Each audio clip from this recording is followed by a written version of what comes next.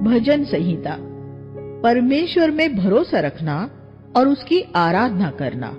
इसमें हम देखेंगे पहली पुस्तक धर्मी और दुष्ट, दूसरी पुस्तक सताए हुए लोगों का छुड़ाया जाना, तीसरी पुस्तक मंदिर और परमेश्वर का सिंहासन, चौथी पुस्तक इज़राइल और अन्य राष्ट्र, पांचवी पुस्तक स्तुति और आराधना। भजन संहिता के लेखक। नए नियम में भजन संहिता की पुस्तक का उल्लेख पुराने नियम की दूसरी किसी भी पुस्तक से ज्यादा किया गया है। 150 भजनों में से नए नियम में कम से कम 50 भजनों के हवाले मिलते हैं। यीशु ने अक्सर भजन संहिता का हवाला दिया था। भजन संहिता की पुस्तक 5 भागों में बांटी गई है, जिनमें से हर एक का अंत एक आशीष वचन के साथ होता है।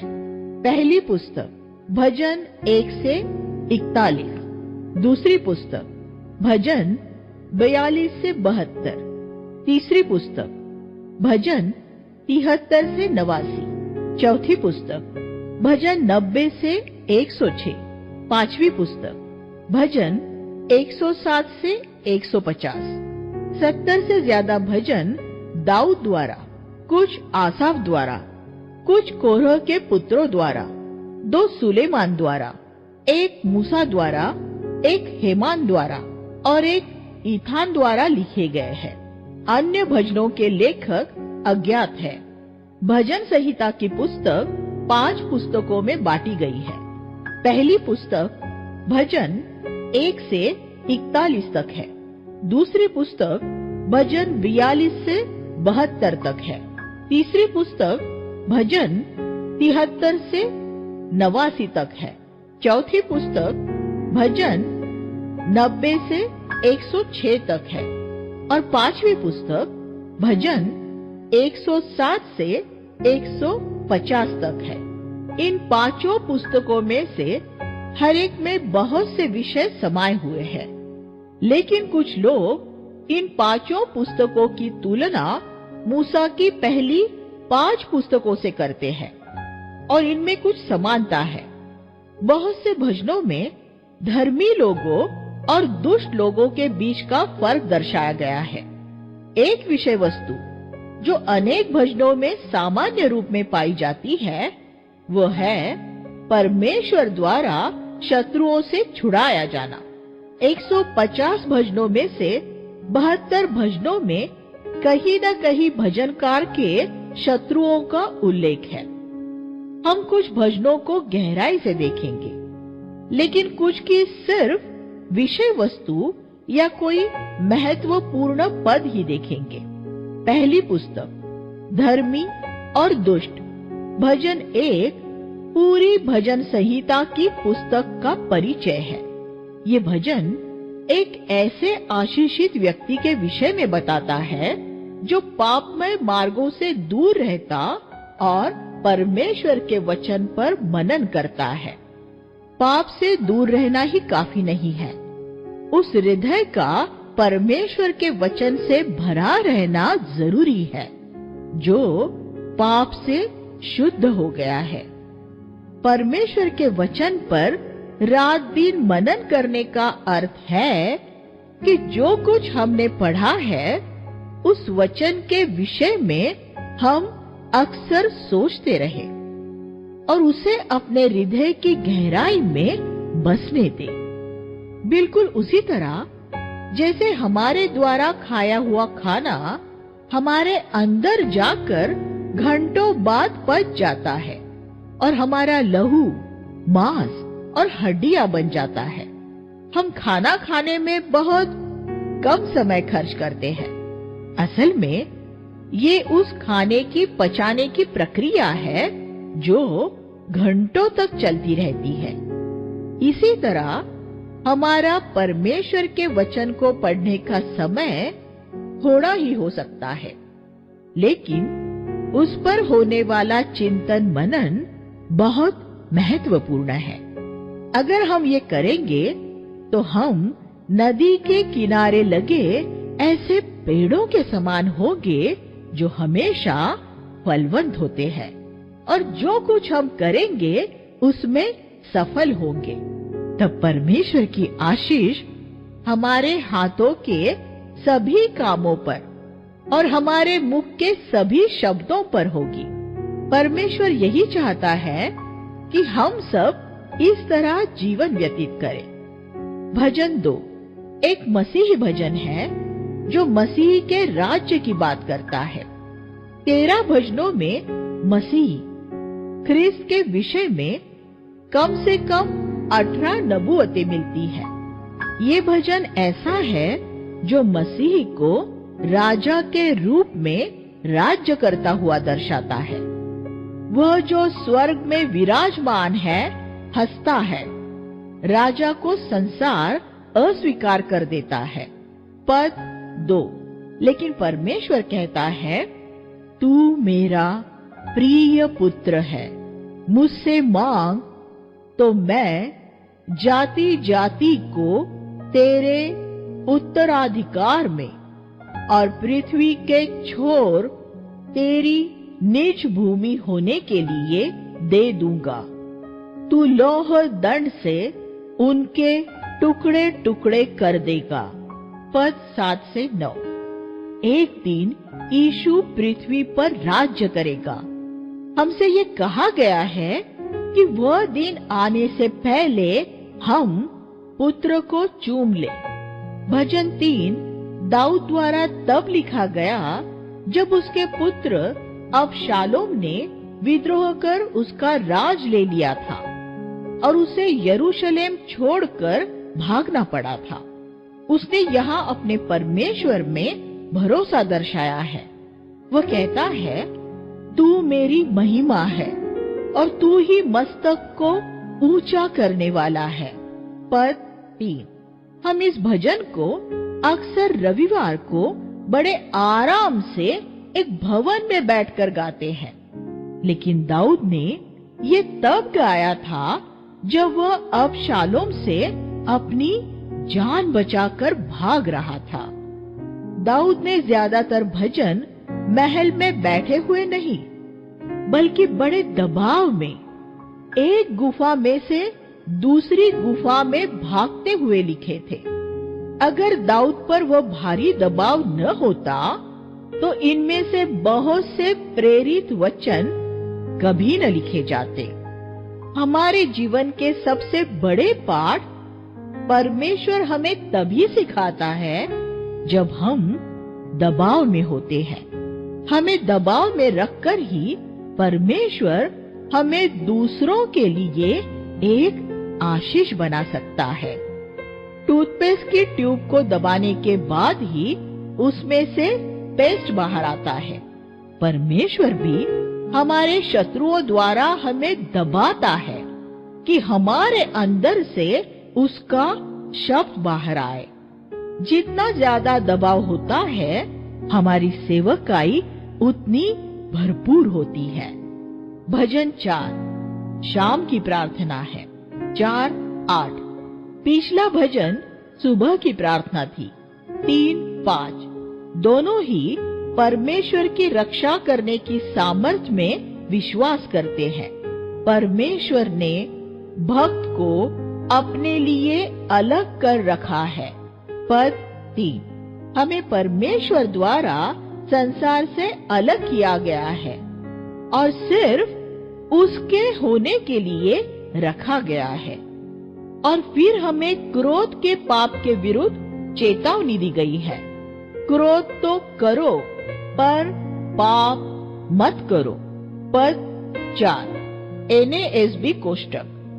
फिर वह आगे कहता है, अपने बिछोने पर पड़े हुए मनन करो और शांत रहो। पुरानी वाचा में वे अपने क्रोध पर जय नहीं पा सकते थे, इसलिए उनसे ये कहा गया कि वे अपने बिछोने पर लेट जाएं, जब तक कि उनके मन शांत न हो जाए। और अपने बिछोने पर उन्हें प्रभु को धार्मिकता के बलिदान चढ़ाने थे।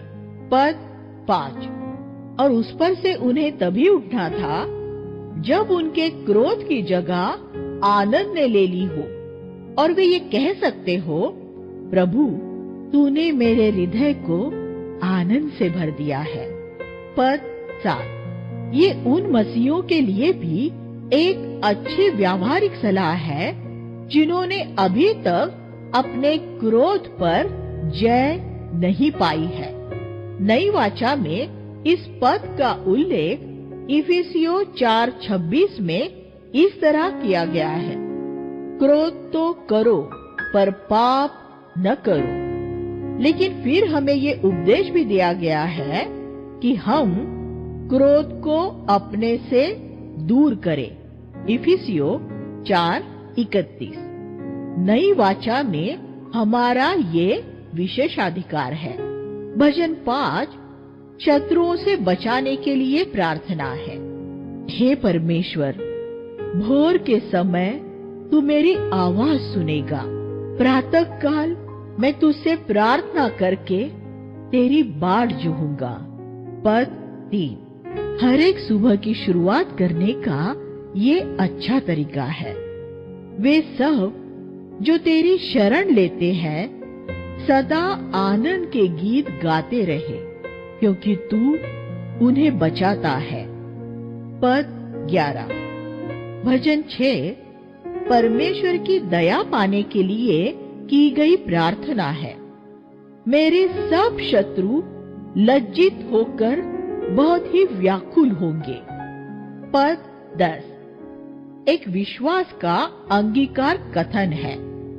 भजन 7 अपने पक्ष को सही ठहराने के लिए परमेश्वर से की गई प्रार्थना है। दाऊद का विवेक शुद्ध था। प्रभु, अगर मेरे हाथों ने अन्याय किया हो और अगर मैंने उसको जो मेरे साथ मेल से रहता था बुरा बदला दिया हो, तो शत्रु मेरे प्राण का पीछा कर मुझे आ पकड़े। पद 3 से 5। दूसरों के साथ बुराई करना बड़ी दुष्टता का काम होता है। दो तरह के पाप होते हैं। एक वे जिनमें आप अपना नुकसान करते हैं और दूसरे वे जिनमें आप दूसरों का नुकसान करते हैं। मादक द्रव्यों का सेवन और सिगरेट ऐसी बुराइयां हैं जिनमें आप अपना नुकसान करते हैं। लेकिन दूसरों के विषय में व्यर्थ बातें करना ज्यादा गंभीर मामला है, क्योंकि इससे दूसरों का नाम बदनाम होता है। परमेश्वर सच्चा न्यायी है और वो ऐसे दुष्ट लोगों पर क्रोधित होता है। पद 11। लेकिन ऐसे कितने मसीह हैं जिनका इस बात पर विश्वास है? भजन 8 मनुष्य की न्यूनता की तुलना परमेश्वर की महानता से करता है। ये एक और मसीह भजन है। जब मंदिर में बच्चे उसकी स्तुति कर रहे थे और फरीसी उनके शोर से परेशान हो रहे थे, तब यीशु ने इस भजन का उल्लेख किया था। तूने शिशुओं और दूध मुहे बच्चों द्वारा अपनी स्तुति स्थापित की है। मत्ती 21:16। उस समय के फरीसी आज के बहुत से मसीहियों की तरह ये मानते थे कि परमेश्वर की आराधना शोर शराबे के साथ नहीं, बल्कि एक शोक सभा जैसी गंभीरता के साथ होनी चाहिए। लेकिन यीशु को बच्चों की आराधना पसंद आई, क्योंकि उसने उसे स्वर्ग की याद दिलाई, जहाँ हर समय एक आनंद के शोर के साथ स्तुति आराधना होती रहती है। ध्यान दीजिए, जबकि यहाँ पद 2 में सामर्थ शब्द इस्तेमाल हुआ है, यीशु ने उसकी जगह स्तुति शब्द का इस्तेमाल किया है। इसका उद्देश्य शत्रुओं का मुंह बंद करना है। पद 2 परमेश्वर की स्तुति करने द्वारा हम शैतान का मुंह बंद करने के लिए मजबूत होते हैं, क्योंकि शैतान हृदय से की जाने वाली स्तुति से घृणा करता है। पद 4, मनुष्य क्या है कि तू उसे याद करता है? तूने उसे स्वर्ग दूतों से थोड़ा ही कम बनाया है। इसका उल्लेख इब्रानियों 2 अध्याय 6 से 8 में किया गया है, जो यीशु के कुछ समय के लिए स्वर्गदूतों से थोड़ा नीचा हो जाने के विषय में है, क्योंकि वह मर गया, जबकि स्वर्गदूत नहीं मरते। लेकिन अब यीशु को महिमा और प्रताप का मुकुट पहनाया गया है और सब कुछ उसके पैरों तले कर दिया गया है। और क्योंकि हम उसकी देह है, इसलिए सब कुछ हमारे पैरों तले भी है। भजन 9 शत्रुओं को दंडित करने के लिए परमेश्वर को एक धन्यवाद की प्रार्थना है। जो तेरा नाम जानते हैं, यीशु का नाम, वो तेरे नाम पर भरोसा रखेंगे, क्योंकि हे परमेश्वर, तूने अपने खोजियों को त्याग नहीं दिया है। पद 10, परमेश्वर जी उठने की सामर्थ्य वाला परमेश्वर है, जो मुझे मृत्यु के फाटकों से उठा लेता है। पद 13, भजन 10 दुष्टों का नाश करने के लिए परमेश्वर से की गई एक प्रार्थना है।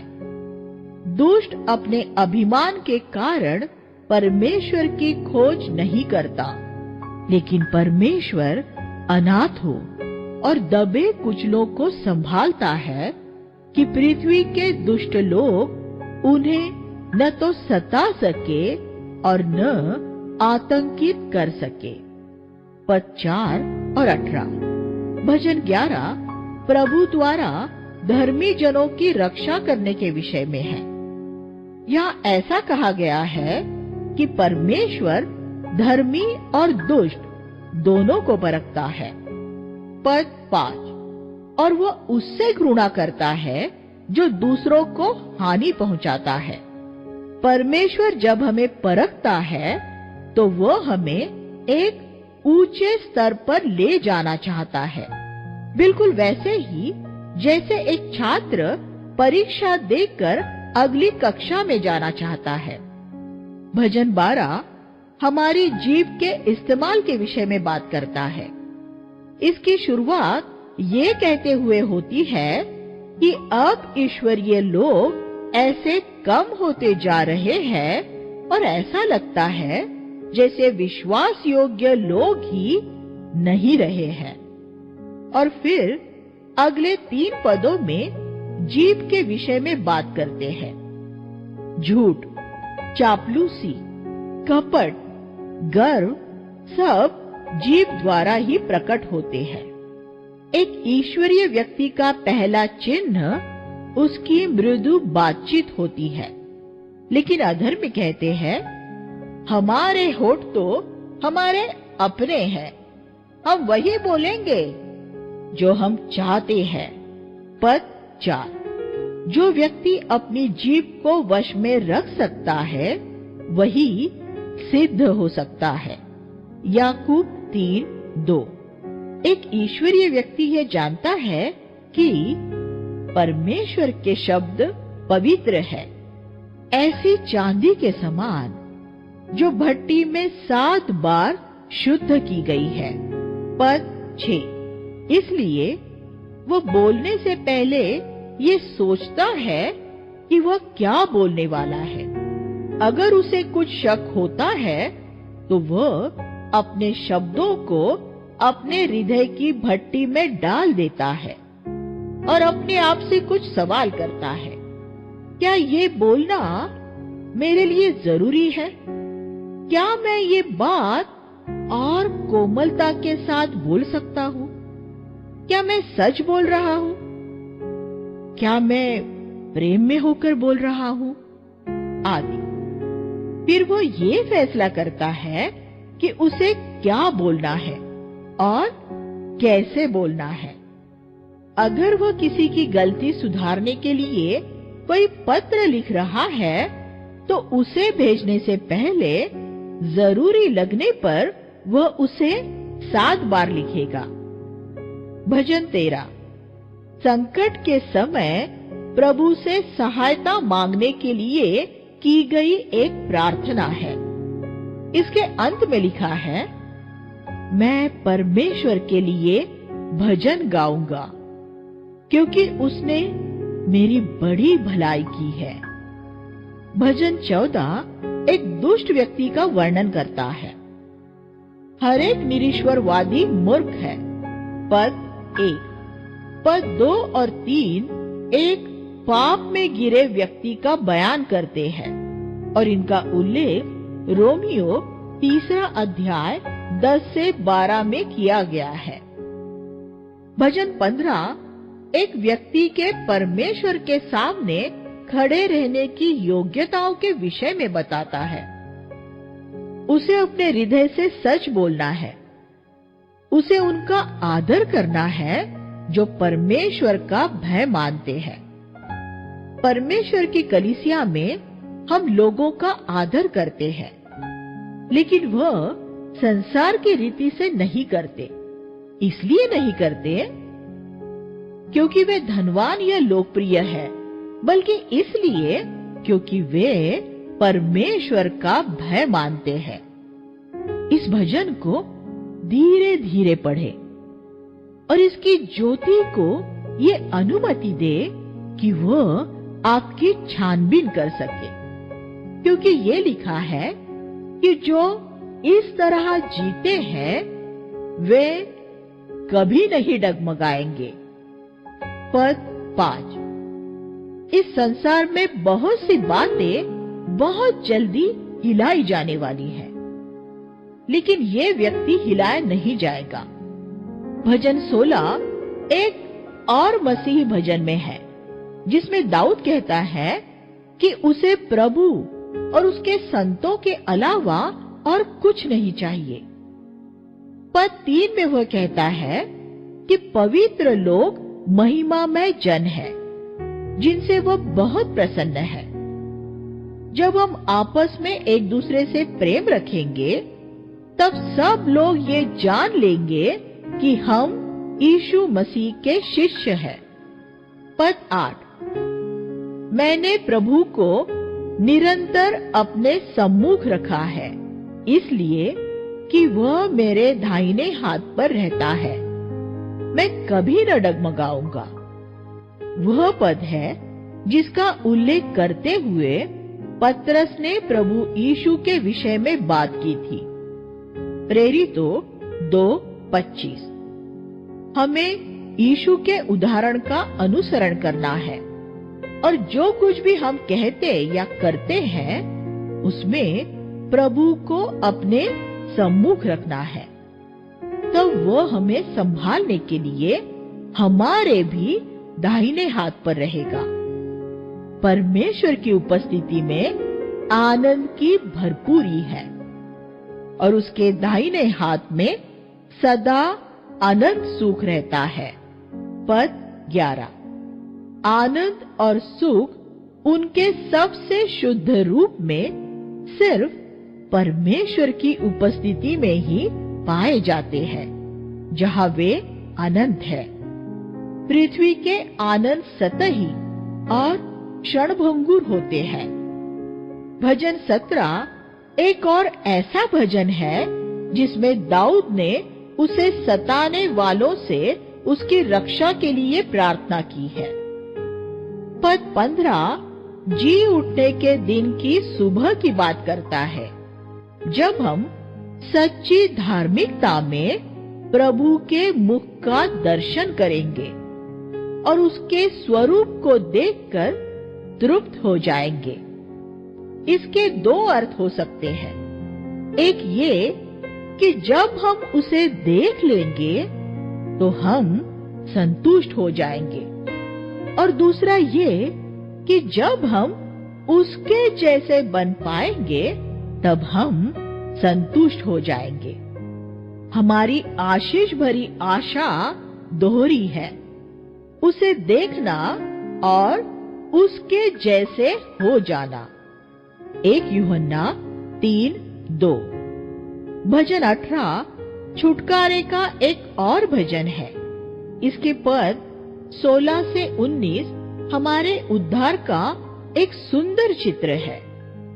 वह हमारे अंधियारे को उजियाला कर देता है और मेरे मार्ग को सिद्ध करता है। पद 28 और 32। दूसरा शमूएल 22 में इस पूरे भजन का उल्लेख किया गया है। भजन 19 परमेश्वर के कामों और परमेश्वर के वचन के विषय में बात करता है। पृथ्वी पर परमेश्वर की 2 साक्षियां हैं। एक तो आकाश में है, पद 1 से 5, और दूसरी उसके लिखित वचन में है, पद 7 से 11। पद 12 से 13 में दाऊद परमेश्वर से उसे 4 तरह के पापों से बचाए रखने के लिए कहता है। भूल चूक, छुपे हुए पाप, ढिठाई के पाप, बड़े बड़े पाप, जिसमें एक की गंभीरता क्रमिक रूप में दूसरे से ज्यादा बढ़ी हुई है, और अंत में एक पाप ऐसा है जिससे हम अपने आप को बचा सकते हैं। बोलने के पाप, मेरे मुख के वचन और मेरे हृदय का ध्यान तुझे ग्रहण योग्य हो। पद 14। भजन 20 अपने शत्रुओं पर जय पाने के लिए की गई प्रार्थना है। दाऊद का भरोसा सिर्फ परमेश्वर में है। किसी को रथ पर तो किसी को घोड़ों पर गर्व है। आज कुछ लोग धन पर और कुछ मनुष्य की मदद पर भरोसा करते हैं, लेकिन हम तो अपने परमेश्वर के नाम पर ही गर्व करेंगे। पद 7। भजन 21 छुटकारा दिलाने के लिए परमेश्वर की स्तुति का भजन है। तूने उसकी मनोकामना पूरी की है और उसके होठों की विनती को अस्वीकार नहीं किया है। उसने तुझसे जीवन मांगा तो तूने उसे युगान युग का जीवन दे दिया। पद 2 और 4। भजन 22 प्रार्थना और स्तुति का एक और मसीह भजन है। ये भजन और अगले 2 भजन चरवाहे के भजन है। भजन 22 बीते समय के विषय में बात करता है। सूली। भजन 23 वर्तमान के विषय में बात करता है, जिसमें प्रभु वर्तमान में हमारा चरवाहा है। और भजन 24 भविष्य के विषय में बात करता है, जब यीशु महिमा के राजा के रूप में राज्य करेगा। इसमें पद 1 वह शब्द है जो यीशु ने सूली पर बोला था, हे मेरे परमेश्वर, हे मेरे परमेश्वर, तूने मुझे क्यों छोड़ दिया। सूली पर लटका यीशु एक कीड़े की तरह था और वह जल की भांति उंडेल दिया गया था। पद 6 और 14। कुत्तों ने उसे घेर लिया था और उसके वस्त्र भी आपस में बांट लिए थे। पद 16 और 18। लेकिन पद 22 में हम जी उठने पर पहुंचते हैं। मैं अपने भाइयों में तेरे नाम का प्रचार करूंगा। यीशु ने अपने जी उठने के दिन शिष्यों को पहली बार साफ तौर पर अपने भाई कहा। यूहन्ना 20:17। इब्रानियों 2:12 में भी इस पद का उल्लेख इसी संदर्भ में है। वह आगे कहता है, मैं सभा कलीसिया के बीच तेरी स्तुति करूंगा। तुम जो परमेश्वर का भय मानते हो उसकी स्तुति करो। पद 22 और 23। कलीसिया में पिता की आराधना करने में यीशु हमारी अगुवाई करता है। सिर्फ परमेश्वर का भय मानने वालों को ही उसकी स्तुति करने के लिए प्रोत्साहित किया गया है, क्योंकि सिर्फ उनकी स्तुति ही सच्ची होगी। पद 22 से 30 में हम सूली पर हुए काम के परिणाम और मरने के बाद जी उठना देखते हैं।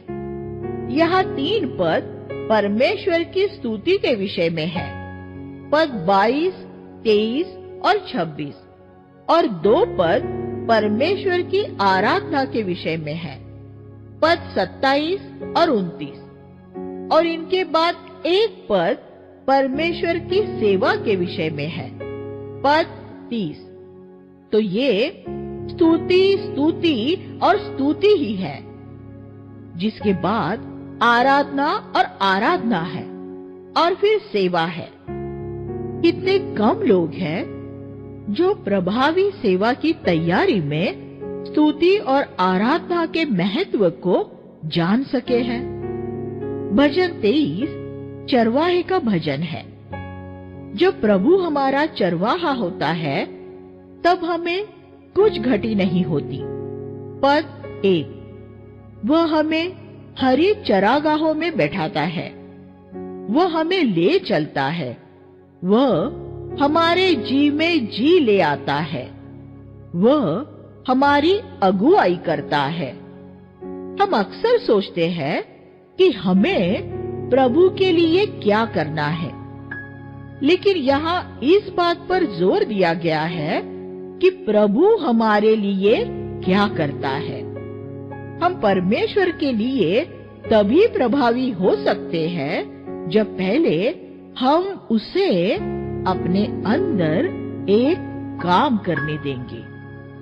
हम किसी हानि से नहीं डरते, क्योंकि वह हमारे साथ है। वह हमारे लिए मेज लगाता है और वह हमारे सिर पर तेल उंडेलता है। फिर हमारा प्याला उसकी भलाई और करुणा से हमारे जीवन भर तब तक छलकता रहता है जब तक कि हम अपने अनंत निवास में नहीं पहुंच जाते। भजन 24 एक नबूवत का भजन है, जो यीशु राजा के रूप में पृथ्वी पर राज करेगा। पृथ्वी और जो कुछ उसमें है प्रभु का ही है। फिर उन लोगों का बयान किया गया है जो उसके साथ उसके पवित्र पर्वत पर रहेंगे। पद 1 और 3, और आगे ये लोगों को प्रोत्साहित करता है कि वे प्रभु का, महिमा के उस राजा का स्वागत करें जिसने बुराई की शक्तियों को हराकर युद्ध जीत लिया था। भजन 25 मार्गदर्शन और सुरक्षा का भजन है। दाऊद ने ये प्रार्थना की, प्रभु मुझे अपने मार्ग दिखा और अपने पथ मुझे सिखा दे। पद 4, जो ये स्वीकार कर लेते हैं कि वे पापी हैं। पद 8, जो अपने आप को नम्र और दीन करते हैं। पद 9, जो उसकी वाचा के नियमों का पालन करते हैं। पद 10, जो उसका भय मानते हैं। पद 12, और जो निरंतर उसकी ओर देखते रहते हैं। पद 15, उनके लिए मार्गदर्शन की प्रतिज्ञा की गई है। परमेश्वर का भेद वे ही जानते हैं जो उसका भय मानते हैं। पद 14, भजन 26, यह दाऊद प्रभु के प्रति अपनी ईमानदारी की बात करता है और अपनी शत्रुओं से अपनी रक्षा की मांग भी करता है। जब हमारा विवेक साफ होता है तब हम साहस के साथ परमेश्वर से हमारी रक्षा करने के लिए कह सकते हैं। भजन 27 परमेश्वर में एक निडर भरोसा रखने का भजन है। यह दाऊद कहता है कि चाहे सेना भी मेरे विरुद्ध छावनी डाले, फिर भी वह नहीं डरेगा, क्योंकि प्रभु उसका दृढ़ गढ़ है। पद 1 से 3। दाऊद ने प्रभु से सिर्फ एक वर मांगा, वह प्रभु की मनोहरता को निहारता रहे और सदा उसके भवन में वास करे। पद 4। हमारी भी सिर्फ एक यही अभिलाषा होनी चाहिए। भजन 28। परमेश्वर की सहायता पाने के लिए एक प्रार्थना है और प्रार्थना करके तुरंत जवाब मिलने के लिए स्तुति है। परमेश्वर दाऊद का बल और उसकी ढाल है। पद 7। भजन 29 प्रभु की आवाज के विषय में है। इसका उल्लेख 7 बार किया गया है। हमने उत्पत्ति अध्याय 1 से ही परमेश्वर की आवाज सुनने के महत्व को देखा है। परमेश्वर के मंदिर कलीसिया में सब महिमा महिमा ही पुकारते रहते हैं। पद 9। भजन 30 मृत्यु से बचा लिए जाने का धन्यवाद भजन है। तूने मेरे विलाप को नृत्य में बदल दिया है कि मेरा मुख तेरी स्तुति करता रहे और कभी चुप न रहे। पद 11 और 12। जिन सभी बातों में से हमें छुटकारा मिला है, हमारा मुख उनके लिए कभी परमेश्वर की स्तुति करना न छोड़े। भजन 31 सहायता की एक और पुकार है, जिसके बाद स्तुति है। तेरी भलाई कितनी महान है, जो तूने अपना भय मानने वालों के लिए संचित कर रखी है, उनके लिए जो मनुष्य के सामने तेरा अंगीकार करते हैं। तू उन्हें मनुष्यों के षड्यंत्रों से बचाकर अपनी उपस्थिति के गुप्त स्थान में छुपाए रखता है। तू उन्हें अपने शरण स्थान में रखकर झगड़ालू जीव से बचाता है। पद 19 और 20। हमारे लिए छुपने की ये सबसे अच्छी जगह है, उसकी उपस्थिति, जो हमारे आसपास के सभी शत्रुओं की कैंची समान जीभों से हमें बचाए रखती है। भजन 32 क्षमा किए जाने और पापों के ढांपे जाने की आशीष के विषय में बात करता है। निश्चित रूप में ये एक आशीष है, लेकिन नई वाचा जैसी आशीष नहीं है, जिसमें हमारे पाप मिटा दिए जाते हैं। पुरानी वाचा में पापों का मिटाया जाना नहीं था। बैलों और भेड़ों के लहू से पाप सिर्फ ढांपे जाते थे, जबकि यीशु का लहू हमारे सब पापों को मिटाकर हमें शुद्ध कर देता है। पापों को ढांपे जाने को हम इस तरह चित्रित कर सकते हैं।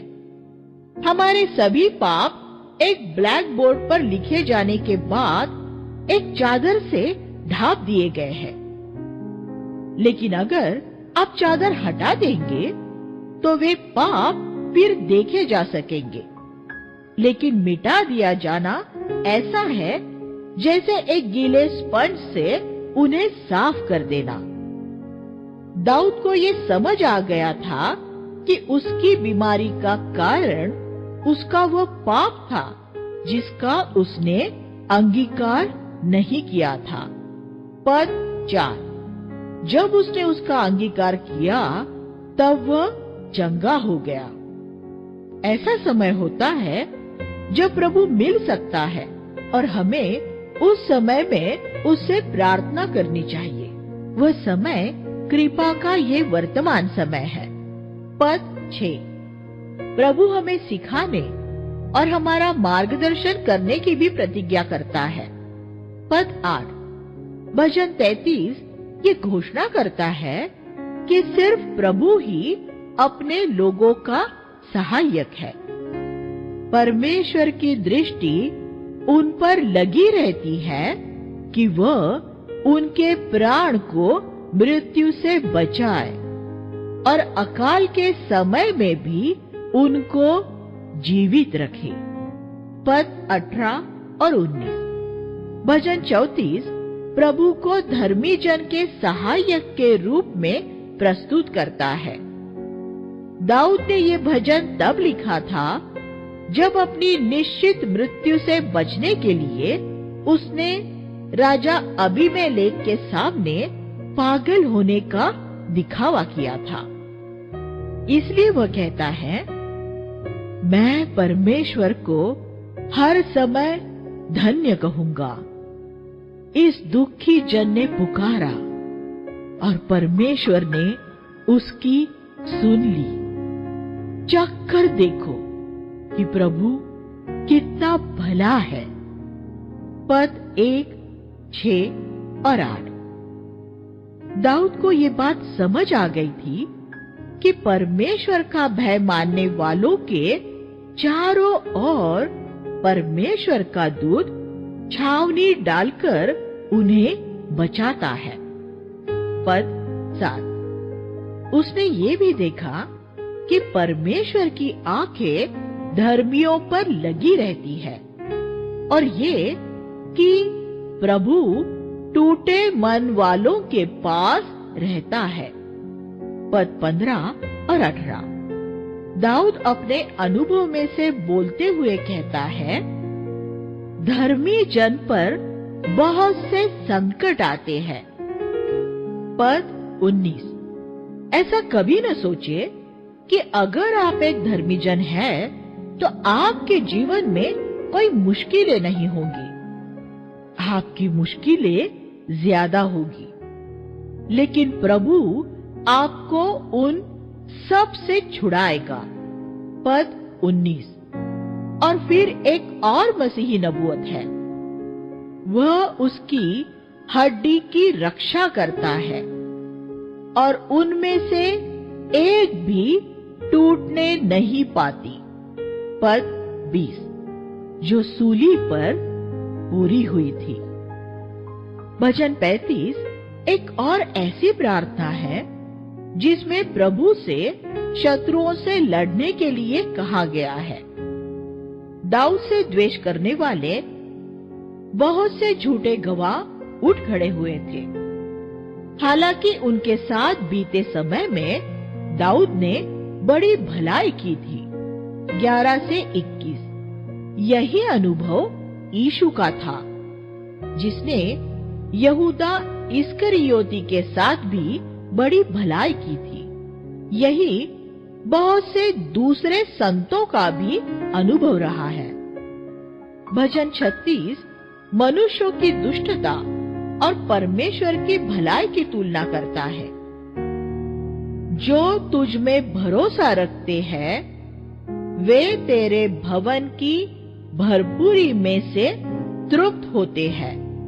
पद 8। पद 9 एक बहुत महत्वपूर्ण पद है। तेरे ही प्रकाश से हमें प्रकाश मिलता है। यह हमें सिखाता है कि हम कभी अपने भीतर खोज न करें, क्योंकि उसमें हम सिर्फ दोषी ही पाए जाएंगे।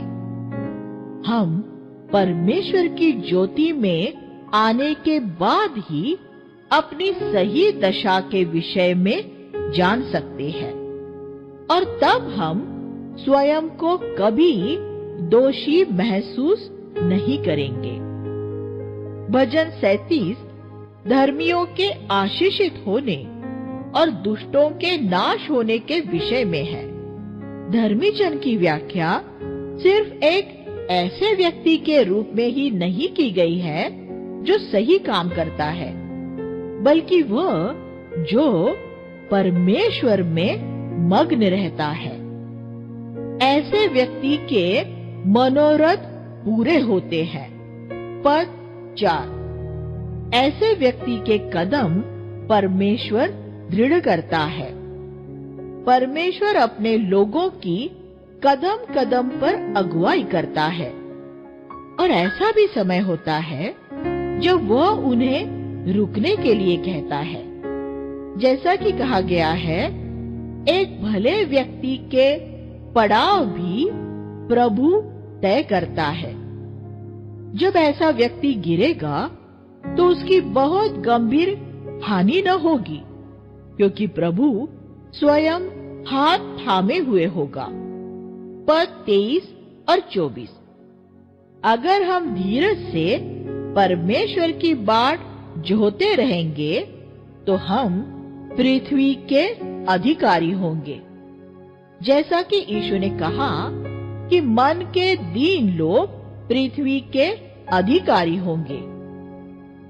भजन 38 यहाँ दाऊद प्रभु से उसकी मदद करने में जल्दी करने के लिए कहता है, क्योंकि वह बीमार है और उसके दुश्मन भी उस पर हमला कर रहे हैं।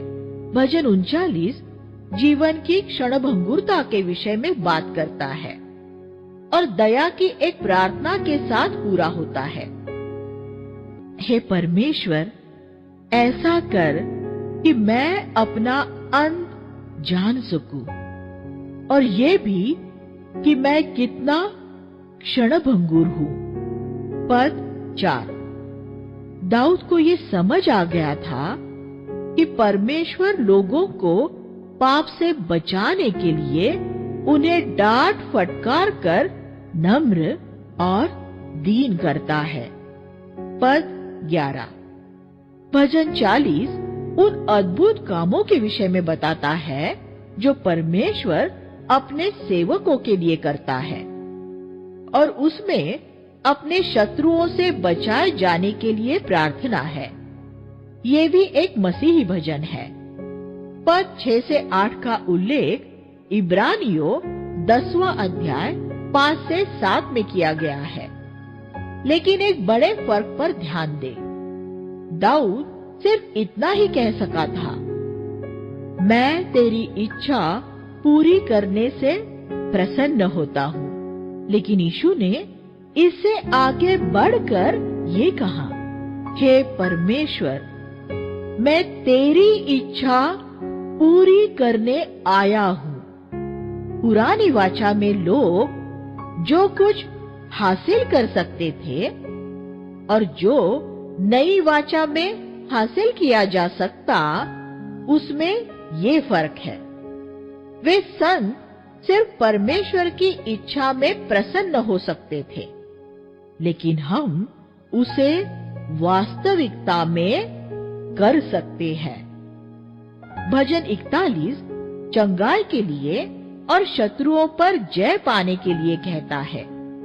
प्रभु ऐसे हरेक व्यक्ति को आशीष देता है जो गरीबों की सुधि लेता है, आर्थिक गरीबों की जिन्हें पैसे की जरूरत है, और आत्मिक गरीबों की जिन्हें सुसमाचार की जरूरत है।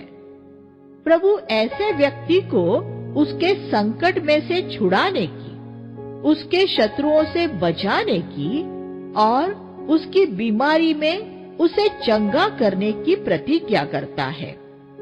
भजन के दूसरे अर्धभाग में दाऊद परमेश्वर से उसके शत्रुओं से, जिसमें एक उसका नजदीकी मित्र भी है, उसे बचाने के लिए मदद मांगता है।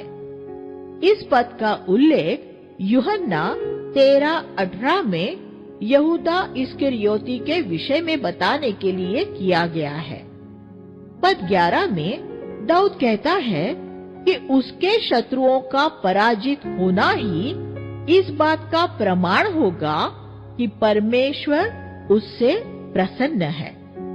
हमारे लिए इसका अर्थ शरीर की लालसाओं पर जय पाना होगा। दूसरी पुस्तक सताए हुए लोगों का छुटकारा। इस पुस्तक के पहले 8 भजन 42 से 49 कोरह के पुत्रों द्वारा लिखे गए, जो तब मरने से बचे थे जब उनके पिता ने जंगल में मूसा से विद्रोह किया था, और वहां वे अपने पिता के पक्ष में नहीं खड़े रहे थे। गिनती 26वां अध्याय 9 से 11। ये भजन चाहे कोरह के पुत्रों ने लिखे हो या उनके बाद उनके वंशजों ने, लेकिन ये भजन कभी न लिखे जाते अगर कोरह के पुत्र अपने पिता के विद्रोह में उसके खिलाफ न खड़े हुए होते। वे परमेश्वर के अभिषेक दास मूसा के साथ खड़े रहे। लोग उनके लिए परमेश्वर द्वारा बनाई कितनी योजनाओं से चूक सकते हैं अगर वे एक अलौकिक रूप से नियुक्त अधिकारी के साथ खड़े नहीं रहते। भजन 42 एक जीव का परमेश्वर के लिए ऐसा प्यासा होने के विषय में बताता है जैसे एक हरिणी जल के लिए हांफती है। पद 1।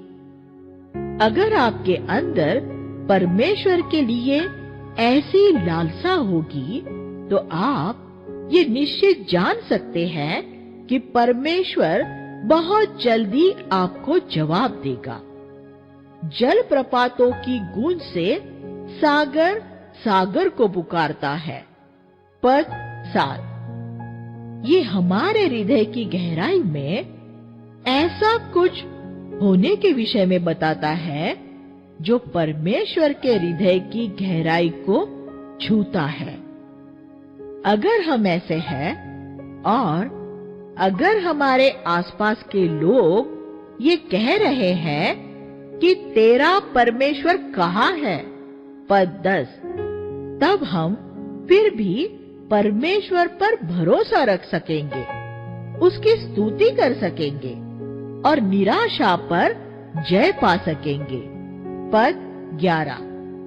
भजन 43 मार्गदर्शन और छुटकारे के लिए प्रार्थना है। अपनी ज्योति और अपनी सच्चाई को भेज, वे मेरी अगुवाई करे। वे ही मुझे तेरे पवित्र पर्वत पर पहुंचाए। पद 3। भजनकार सिर्फ सत्य का ज्ञान नहीं, ज्योति प्रकाशन मांग रहा है। परमेश्वर के सत्य को प्रकाशित करने वाली उसकी ज्योति ही हमारी अगुवाई करते हुए हमें उसकी उपस्थिति में पहुंचा सकती है। भजन 44 ऐसी प्रार्थना है जिसमें परमेश्वर से दोबारा वही करने के लिए कहा गया है जो वह बीते समय में कर चुका है। पद 22। हम तेरे लिए दिन भर घात किए जाते हैं, हम वध होने वाली भेड़ों के समान समझे जाते हैं। सूली के रास्ते के विषय में एक ऐसी नबूवत है जिसमें आज हमें चलना है और जिसके उल्लेख पौलुस ने रोमियो 8वां अध्याय 36 और 37 में किया है। भजन 45 एक और मसीही भजन है जो मेमने के विवाह के विषय में है और दुल्हन और उसके दूल्हे के विषय में बताता है। दुल्हन का वर्णन इस तरह किया गया है कि वह अंदर से, पद 13, भीतरी तौर पर महिमामयी सुंदर लगती है। हमें भी वही सुंदर शोभायमान होना चाहिए। और पद 10 में परमेश्वर की ओर से सभी दुल्हनों के लिए, युवा स्त्रियों के लिए एक शब्द है कि उन्हें विवाह के बाद क्या करना चाहिए। अपने लोगों को और अपने पिता के घर को भूल जा और अपने पति से लिपटी रहे। ये वचन उत्पत्ति 2:24 को संतुलित करता है। फिर राजा तेरा दूल्हा तेरी सुंदरता की चाहत करेगा, वह तेरा प्रभु है, उसकी आराधना कर। पद 11। भजन 46 परमेश्वर को उसके लोगों के लिए उनका शरण स्थान बताता है। कोरह और उसके साथी विद्रोहियों को जो अनुभव रहा उस संदर्भ में इस भजन को पढ़ना बड़ा दिलचस्प लगता है।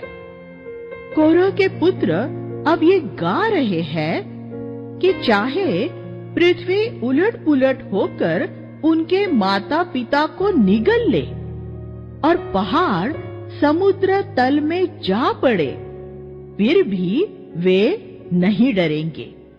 वे शांत रहेंगे और जानेंगे कि परमेश्वर अपने सिंहासन पर विराजमान है और वह सब पर राज्य करता है। पद 10। भजन 47 परमेश्वर की प्रभुसत्ता के लिए उसकी स्तुति का गीत है। पद 4 एक अद्भुत वचन है। वह हमारे लिए हमारी मीरास चुनता है। एक सच्चा शिष्य यही कहता है, परमेश्वर मेरे लिए पत्नी चुनेगा, वो मेरे लिए मेरी सेवकाई चुनेगा। मुझे कैसे घर में रहना है और बाकी सब कुछ का चुनाव भी वही करेगा। मैं कोई चुनाव नहीं करूंगा। ये प्रार्थना हमें रोज करनी चाहिए। भजन 48 सियोन की महिमा कलीसिया को चित्रित करता है। यीशु का एक सच्चा शिष्य न सिर्फ स्वयं प्रभु की सराहना करेगा, बल्कि उसकी देह कलीसिया प्रभु के लोगों को भी चाहेगा। जैसा कि हम पद 1 में देखते हैं, प्रभु महान है और अति स्तुति के योग्य है। सारी पृथ्वी का आनंद सुदूर उत्तर में स्थित सियोन पर्वत है।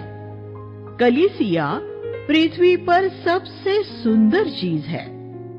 उसका परमेश्वर ही हमारा परमेश्वर है और वह मृत्यु तक हमारी अगुवाई करेगा। पद 14। भजन 49 पृथ्वी की धन संपत्ति में भरोसा रखने की मूर्खता का बयान करता है। बहुत से लोग अपनी धन संपत्ति में भरोसा रखते हैं, लेकिन कोई भी मूल्य चुकाकर अपने भाई को मृत्यु से नहीं छुड़ा सकता। लेकिन परमेश्वर मेरे प्राण को अधोलोक में से छुड़ा लेगा। पद 6, 7 और 15। भजन 50 आसाफ द्वारा लिखा गया है, जो दाऊद द्वारा परमेश्वर के लोगों की स्तुति में अगुवाई करने के लिए नियुक्त किए गए मुख्य संगीतकारों में से एक था। ये भजन परमेश्वर को सभी लोगों के, धर्मियों और पापियों के न्याय के रूप में दर्शाता है। परमेश्वर उन्हें अपने पास बुलाता है, जिन्होंने बलिदान चढ़ाकर कलवरी द्वारा उसके साथ वाचा बांधी है। पद 5। परमेश्वर कहता है, अगर मैं भूखा होता तो तुमसे न कहता, क्योंकि जगत और जो कुछ उसमें है वह मेरा ही है। पद 12। परमेश्वर का एक सच्चा सेवक भी यही कहता है। वह भी अपनी सांसारिक जरूरतें सारे जगत का मालिक परमेश्वर के अलावा और किसी को नहीं बताता। इस मामले में प्रेरित पौलुस एक आदर्श उदाहरण है।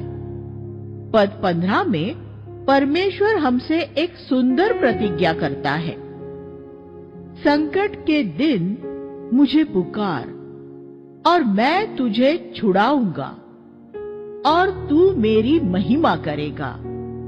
पद 19 और 20 में परमेश्वर हमें अपने भाइयों की बुराई करने के पाप के विषय में चेतावनी देता है। वह क्योंकि चुगलखोरी करने वालों के प्रति धीरज रखता है, इसलिए वे ये सोच लेते हैं कि उनका पाप गंभीर नहीं है। मैं चुप रहा, परमेश्वर कहता है, इसलिए तूने ये समझा कि मैं तेरे जैसा ही हूँ। पद 21। परमेश्वर ये धमकी देता है कि वह लोगों को फाड़ कर टुकड़े टुकड़े कर सकता है। पद 22। अंत में पद 23 में हम उस लोगों के लिए एक अद्भुत प्रतिज्ञा पाते हैं जो अपनी जबान को लोगों की बुराई करने की बजाय प्रभु की स्तुति करने के लिए इस्तेमाल करते हैं।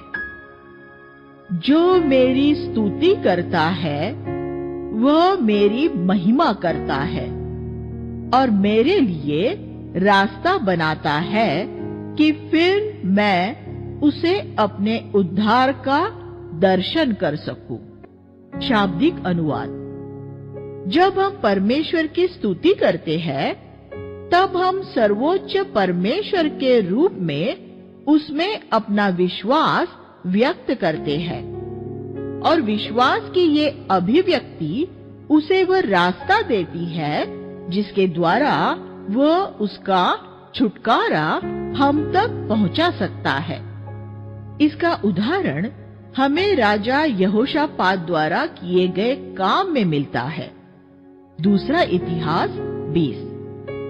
भजन 51 एक पापी व्यक्ति के पश्चाताप की प्रार्थना है जो परमेश्वर से दया की याचना कर रहा है। दाऊद ने ये भजन तब लिखा था जब वह उसके व्यभिचार और हत्या के पापों के लिए दोषी ठहराया गया था। उसने पाप करने के तुरंत बाद ये नहीं लिखा था। ये उसने तब लिखा जब नातान नबी उसके पास आया और 9 महीने बाद जब बत्शेबा ने उसके बच्चे को जन्म दिया।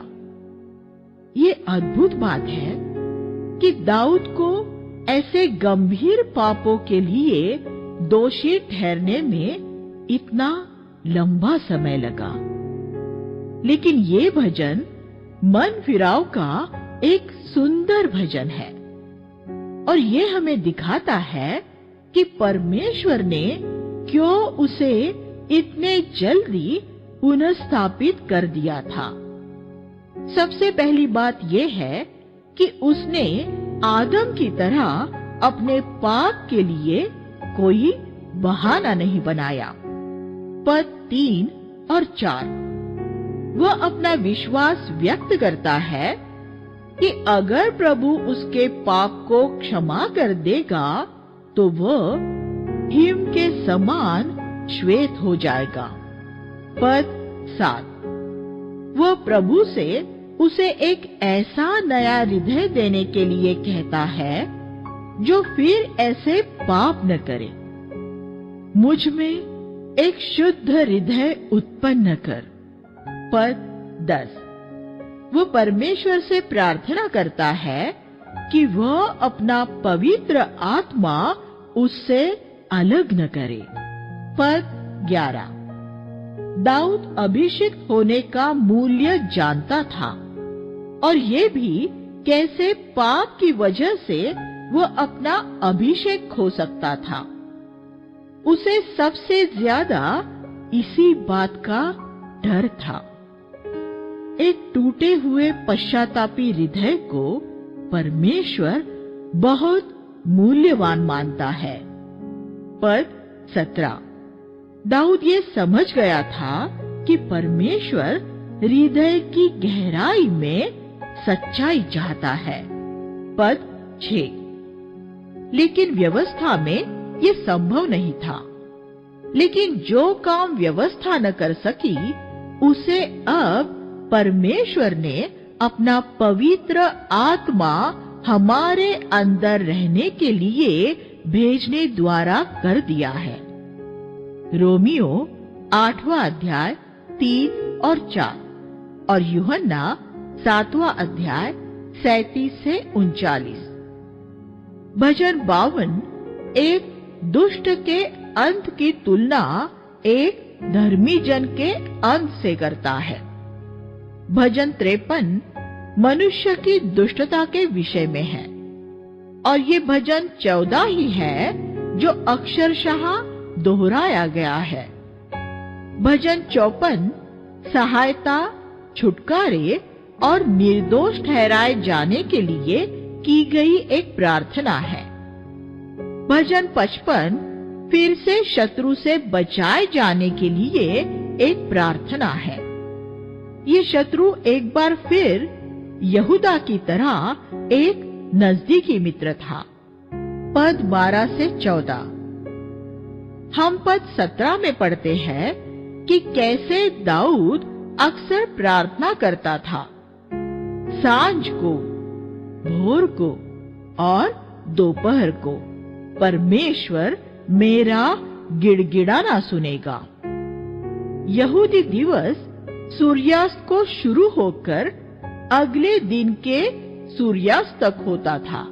इस तरह भोर, दोपहर और सांझ दिन के आरंभ, दोपहर और दिन का समाप्त होना दर्शाता है। दाऊद एक प्रार्थना करने वाला व्यक्ति था। पद 22 पुराने नियम की सबसे सुंदर प्रतिज्ञाओं में से एक है। अपना बोझ परमेश्वर पर डाल दे और वही तुझे संभालेगा। वह धर्मी को कभी टलने नहीं देगा। भजन 56 परमेश्वर में भरोसा रखने का एक और ऐसा भजन है जो हमें ऐसे मनुष्यों के भय से मुक्त करता है जो हमें नुकसान पहुंचाने की कोशिश करते हैं। पद 3 और 11। पद 11 परमेश्वर पर ही मैंने अपना भरोसा रखा है, मैं न डरूंगा। मनुष्य मेरा क्या बिगाड़ सकता है। ये भजन 118:6 में अक्षरशः दोहराया गया है और इब्रानियों 13:6 में जिसका उल्लेख किया गया है। भजन 57 शत्रु से बचाने के लिए परमेश्वर से की गई एक और दृढ़ प्रार्थना है। भजनकार कहता है कि वह प्रभु के पंखों की छाया में रहेगा, क्योंकि ये उसे उन संकटों से बचाएगा जो उसे घेरे रहते हैं। पद 1 हे परमेश्वर, तू स्वर्ग के ऊपर प्रतापी और महान है। पद 5 और 11 में दोहराया गया है। भजन 58 दुष्टों के दंड के विषय में बात करता है। पद 3 हमें बताता है कि मनुष्य अपने जन्म के समय से ही झूठ बोलने वाला होता है। ये वो पहला पाप है जो हम सभी करते हैं। एक बच्चा बोलना शुरू करने से पहले ही झूठ बोलने वाला बन जाता है। उदाहरण के तौर पर वो ये दिखावा करने के लिए रोता है कि वो पीड़ा में है, क्योंकि वो ये चाहता है कि उसे गोद में उठा लिया जाए।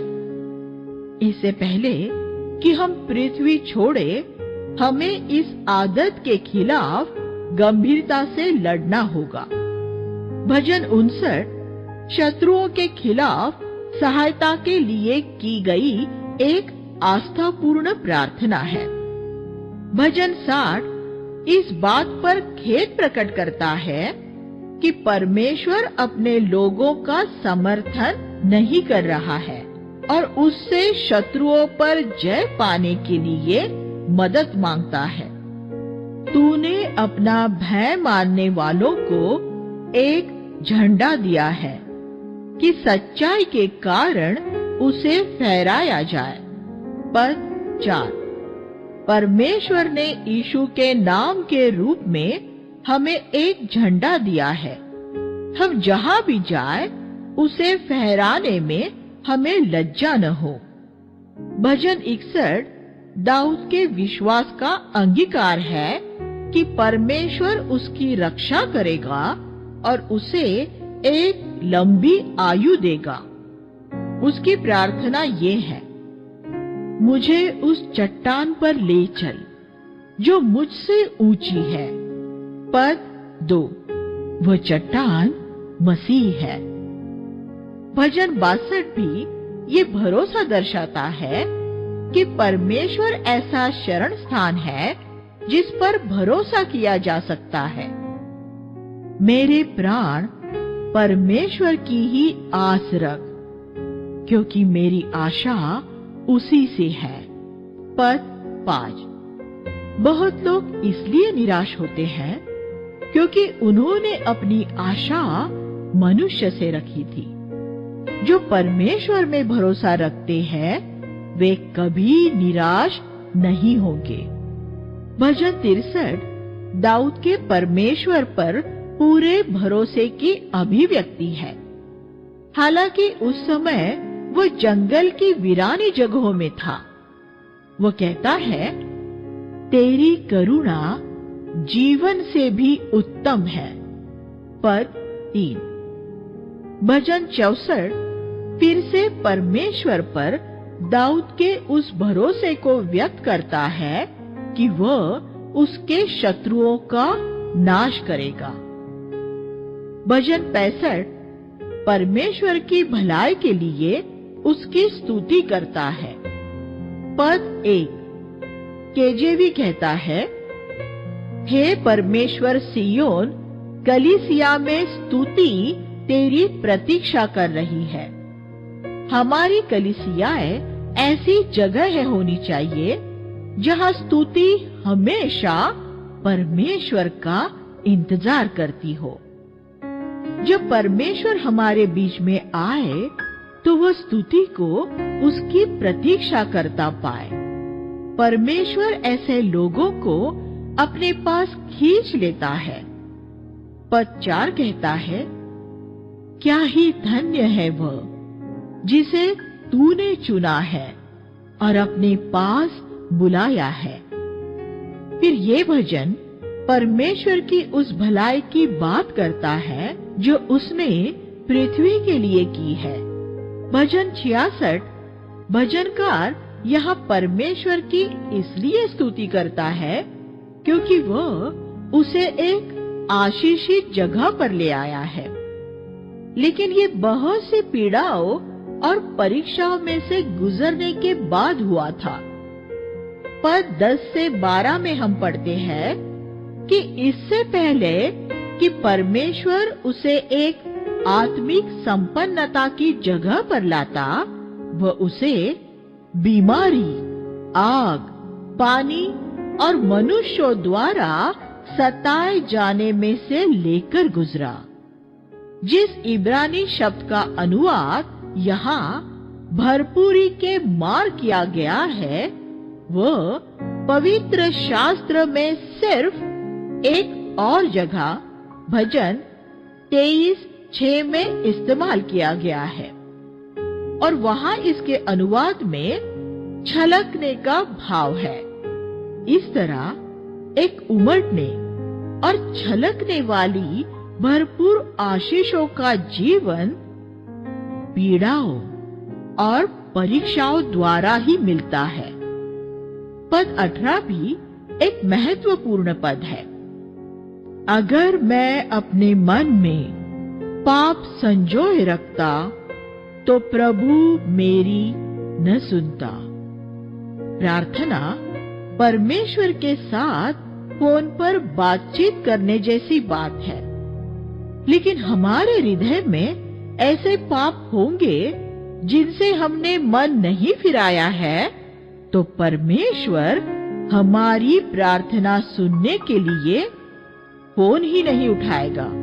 भजन 67 सारी पृथ्वी के लोगों को परमेश्वर की स्तुति करने के लिए प्रोत्साहित करता है। ये एक सुसमाचार प्रचारीय भजन है जिसमें भजनकार की ये लालसा है कि परमेश्वर और उसका उद्धार पृथ्वी की सब जातियों पर प्रकट हो। पद 2 भजन 68 परमेश्वर के अद्भुत कामों के लिए उसकी स्तुति का गीत है। पद 6 अविवाहित लड़कों और लड़कियों के लिए एक प्रतिज्ञा है। परमेश्वर एकाकी लोगों के घर बसाता है। पद 11 सुसमाचार प्रचार के विषय में है। प्रभु आज्ञा देता है। शुभ संदेश सुनाने वाली स्त्रियों की एक बड़ी सेना है।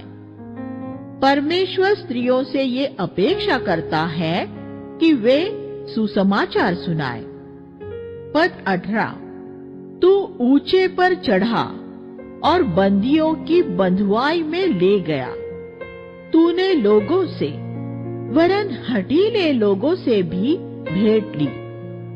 इसका उल्लेख इफिसियों 4:8 में किया गया है और ये यीशु के स्वर्ग में जाने और कलीसिया को स्वर्ग से आत्मिक वरदान देने की नबूवत है।